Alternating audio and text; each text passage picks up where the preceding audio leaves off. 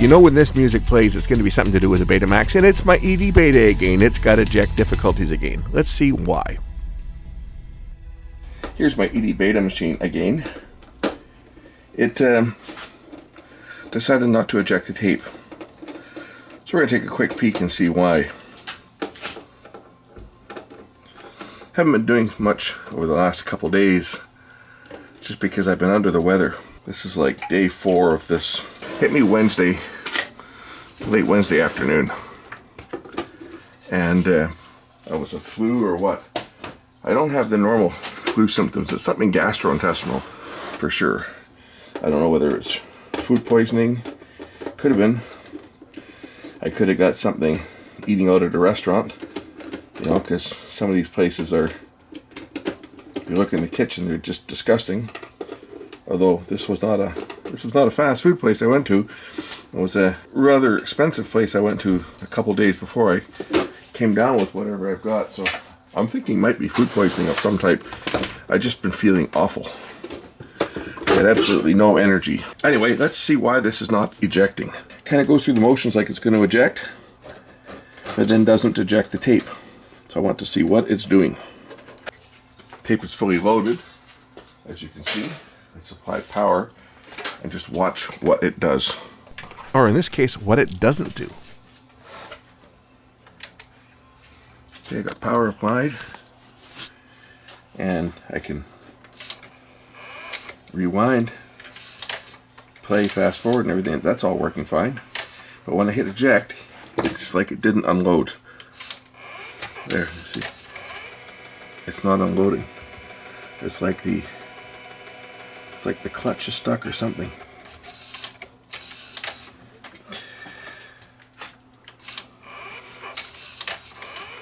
You see? It's not unloading. Something in here is stuck.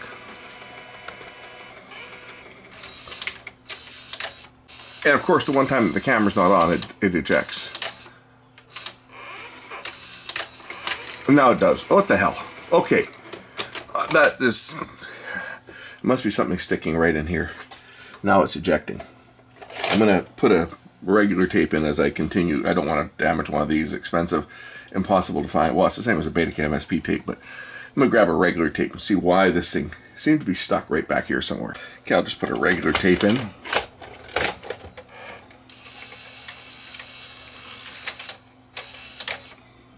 So we watch this little lever down here. That's what's supposed to kick over. And it does. So whether it's just sticking or what was going on there, I don't know, but you saw it before. Definitely was not doing what it's supposed to.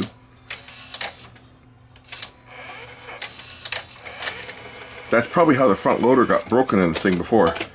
The guy that owned it before, when it didn't eject the tape, he more than likely did what most dumbass consumers do. When it won't eject the tape, oh, let's just stick a screwdriver on here and pry the tape up. And he broke the plastic pins off the cassette housing. You never do that. If something doesn't release, figure out why. Now it's going to work. So what the hell?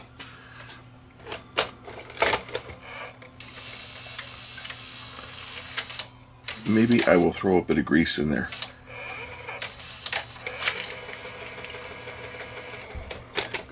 Yeah, I think I'll throw some grease down here. Maybe something got stuck down in this area.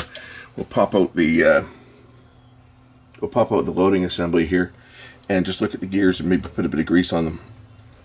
Because now, of course, the thing's working, right? It's always the way, you know. It's like when you got a toothache and you go to the dentist and you don't have it when you get there. Although my dentist is pretty good at identifying that. He has this, that's like a plastic stick.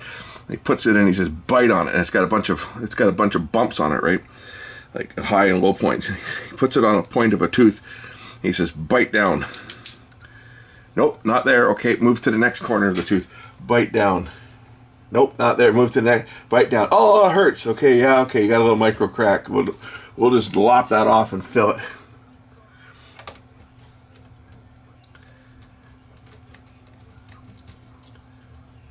Okay, so this comes out. This just lifts out.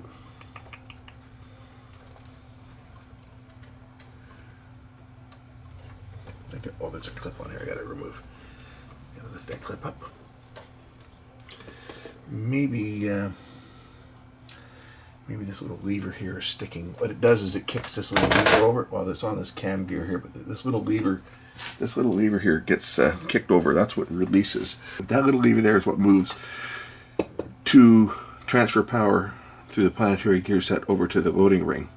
The loading ring is driven down here, so I'm just going to throw a bit of grease in there and see whether that will solve my issue.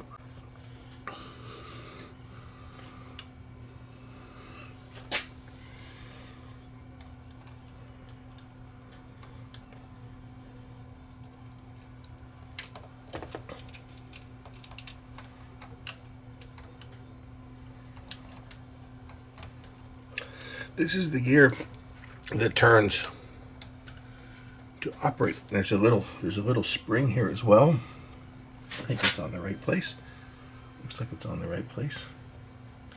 This was all buggered up right on this before. This was part of the problem with this one. It was somebody had been in here mucking around with it. There's a spring that returns it. This gets pushed over like that, and it rides along on this cam down here. So I'm just going to put a little grease in there. Not much, just enough to add a little bit of lubrication to it. When that cam gear turns, it should apply lubricant to all the points that need to be lubricated. And we'll put the loading motor back in and give it another shot. It's a pretty simple mechanism, the way that this one works.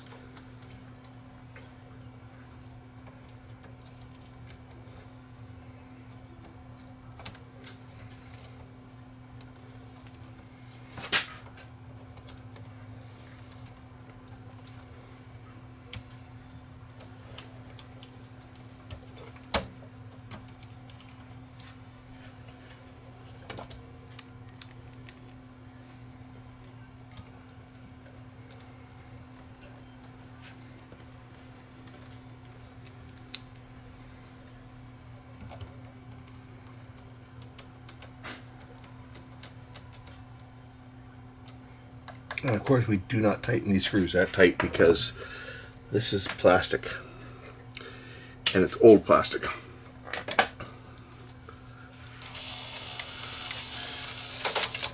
It should kick itself out now. There we go. Okay, let's try this. Let's try it now.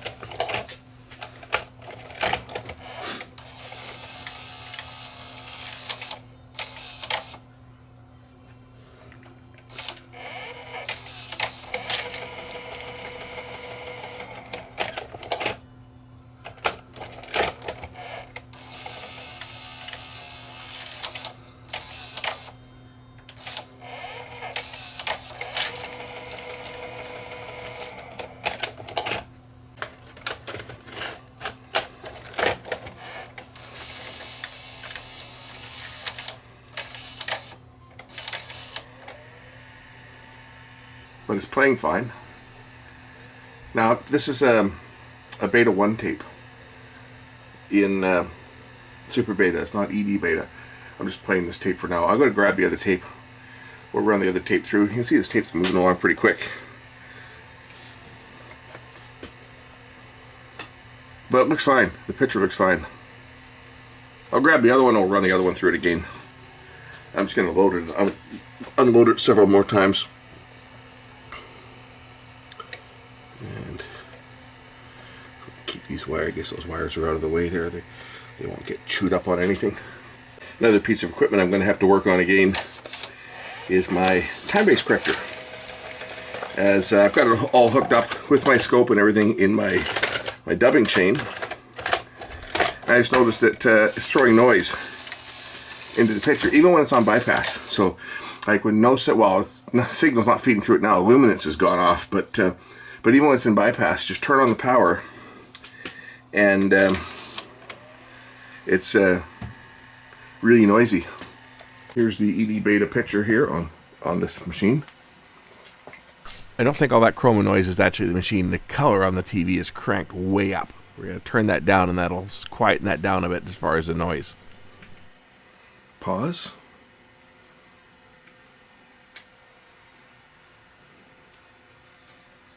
I'm doing this. I'm tapping the drum there, causing some phase shifts and so forth.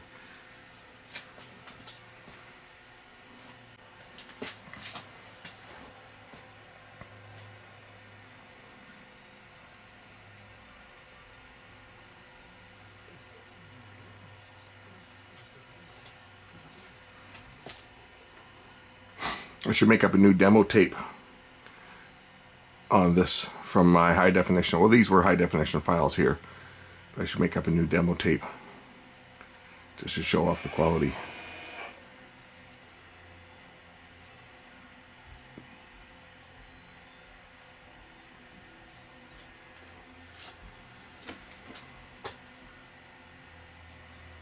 Resolution wise, it looks good.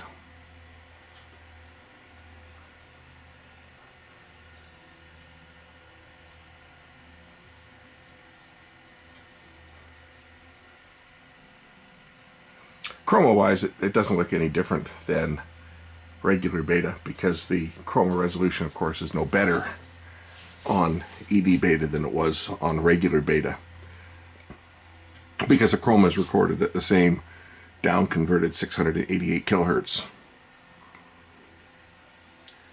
Unlike with 3/4 inch U-matic SP, if you were using an SP tape, the chroma was shifted from 688 to, I think it was 935 or 937.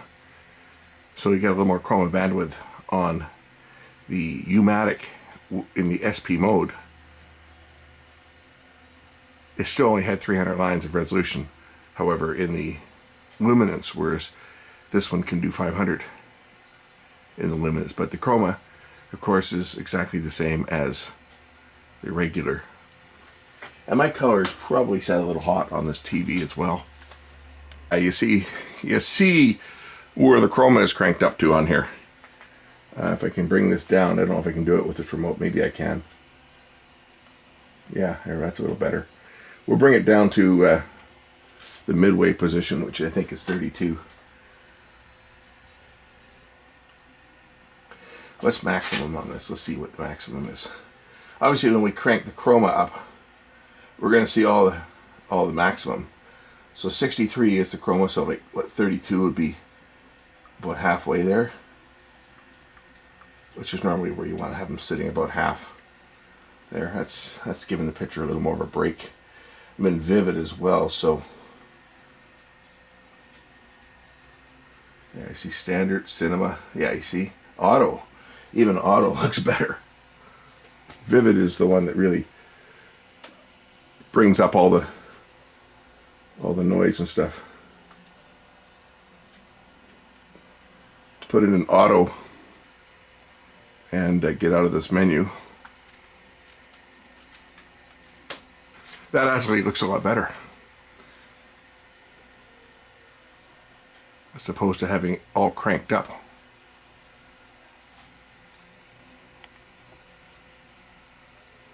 Yeah, that's looking a lot better there.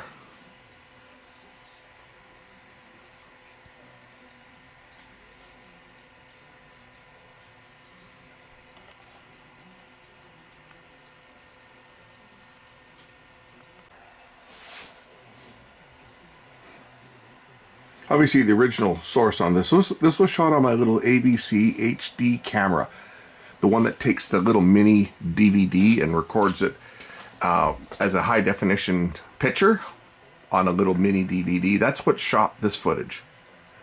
Was that? This will be the little I forget the model number of it, but that was my best little camera, my best little purchase. 40 bucks for that little camera. That's beautiful. It's got a great picture. Can record to the mini DVDs, and I can use DVD-RW in it. I can record to memory sticks or to an SD card through that memory stick adapter, and it has internal memory on it as well. It's a nice little, and it's tiny. It's a very compact little camera. It's I think one of my favorite little cameras that I've got for small cameras, other than my AX33 or AX53, which is what this is being shot on. But anyway, it seems to be working okay. I'm just going to rewind this tape back, and I'm going to load and unload this thing a few more times, and we'll call it a day. So maybe just something got stuck, but you saw it initially, it definitely did not eject.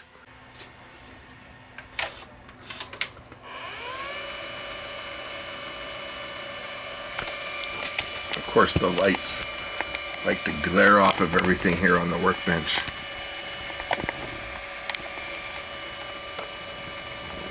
I'm still trying to get some more of those Dollarama special LEDs because I like them. They have good light, but I can't find them. They don't have any more.